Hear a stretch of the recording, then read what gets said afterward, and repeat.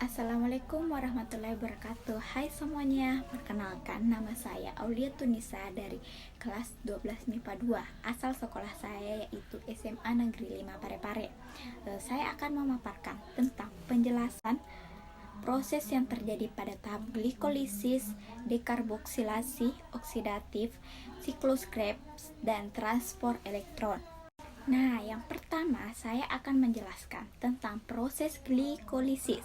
Ya, pada proses glikolisis ini saya akan memaparkan yang dimana yaitu glukosa diubah menjadi glukosa 6-fosfat. Tahap ini membutuhkan ATP sebagai sumber energi. ATP akan dipecah menjadi ADP. Glukosa 6-fosfat diubah menjadi fruktosa 6-fosfat. Nah, fruktosa 6-fosfat diubah menjadi fruktosa 1,6 bifosfat dengan menggunakan ATP sebagai sumber energi. ATP akan dipecah menjadi ADP.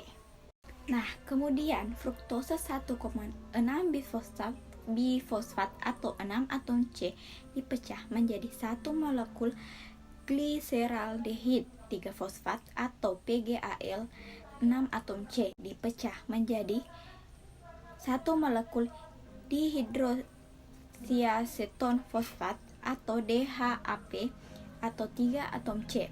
Nah, molekul DHAP ini kemudian diubah menjadi senyawa PGAL sehingga terbentuk 2 molekul PGAL.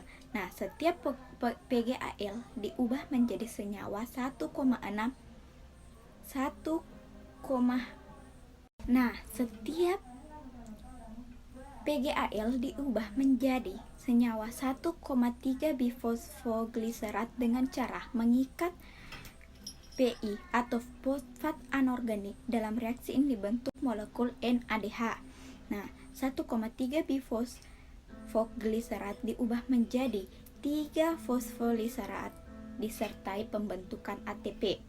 3 fosfoliserat diubah menjadi 2 fosfoliserat. Nah, 2 fosfoliserat itu kemudian diubah menjadi senyawa fosfoenopyrufat atau PEP. Nah, fosfoenopyrufat diubah menjadi asam pirufat disertai pembentukan ATP. Nah, secara sederhana tahap glikolisis dapat dijelaskan sebagai glukosa ditambah 2 ATP menghasilkan 2 asam pirufat ditambah 2 NADH ditambah berubah menjadi CO2+. Nah, sistem atom C dalam bentuk CH 3CO- akan mentransfer kelebihan elektronnya pada molekul NAD+ sehingga terbentuk NADH. Nah, sementara itu CH3CO- berubah menjadi asetat. Nah, koenzim A akan berikatan dengan asetat membentuk asetil koenzim A atau asetil CoA. Nah, secara sederhana reaksi dekarboksilasi oksidatif dapat dijelaskan sebagai 2 asam pirufat ditambah 2 koenzim A menghasilkan 2 asetil CoA tambah 2 CO2 tambah 2 NADH. Nah, yang ketiga itu saya akan menjelaskan tentang proses siklus Krebs. Nah, pada siklus Krebs, asetil CoA atau 2 atom C berikatan dengan atom oksalausetat atau 4 atom C membentuk asam sitrat atau 6 atom C. Nah, asam sitrat kemudian diubah menjadi asam isositrat. Nah, di mana asam isositrat atau 6 atom C itu diubah menjadi asam aketogluterat atau 5 atom C. Dalam reaksi ini dilepaskan CO2 dan dibentuk NADH. Nah, asam aketogluterat itu atau 5 atom C diubah menjadi suksinil CoA atau 4 atom C. Dalam reaksi ini juga dilepaskan CO2 dan dibentuk NADH. Nah, setelah itu suksinil CoA selanjutnya akan diubah menjadi asam suksinat atau 4 atom C. Dalam reaksi ini juga dihasilkan GTP yang kemudian berubah menjadi ATP. Nah, asam suksinat diubah menjadi asam fumarat atau 4 atom C dan menghasilkan senyawa FADH2+. Nah, kemudian asam fumarat diubah menjadi asam malat atau 4 atom C yang dilakukan dengan penambahan air.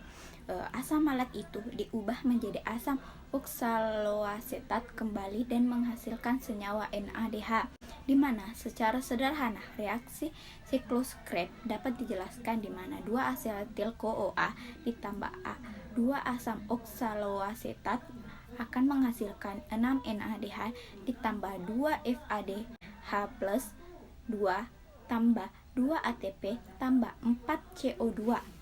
Nah, yang terakhir saya akan menjelaskan tentang proses transport elektron di mana NADH mengalami oksidasi sehingga dihasilkan elektron berenergi tinggi yang akan ditransfer ke koenzim Q.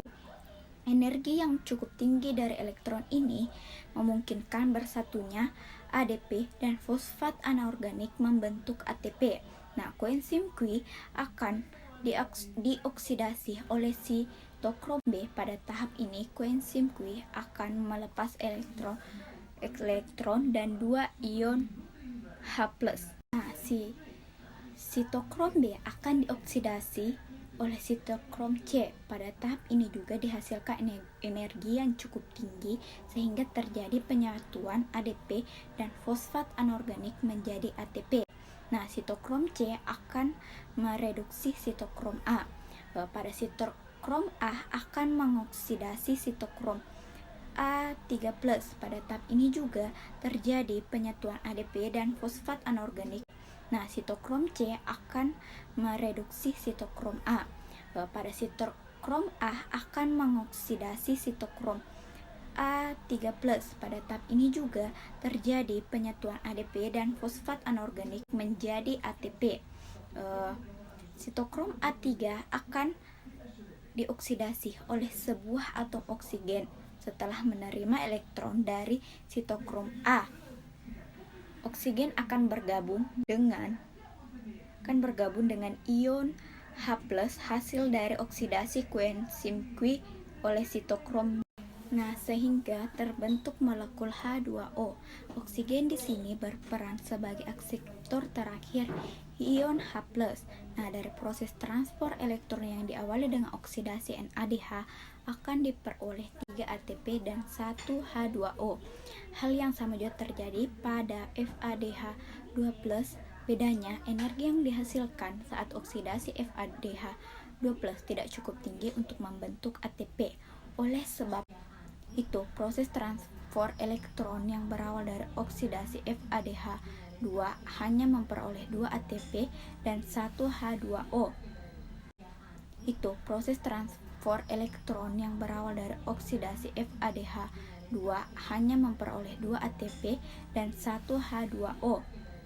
Secara sederhana, pembentukan ATP dari NADH dan FADH2 dapat dijelaskan sebagai oksidasi 1 NADH akan menghasilkan 3 ATP dan oksidasi 1 FADH2 akan menghasilkan 2 ATP. Nah, mungkin sekian penjelasan dari saya. Mohon maaf bila ada kekurangan. Saya akhiri ucapan wabillahi taufiq wal hidayah. Wassalamualaikum warahmatullahi wabarakatuh.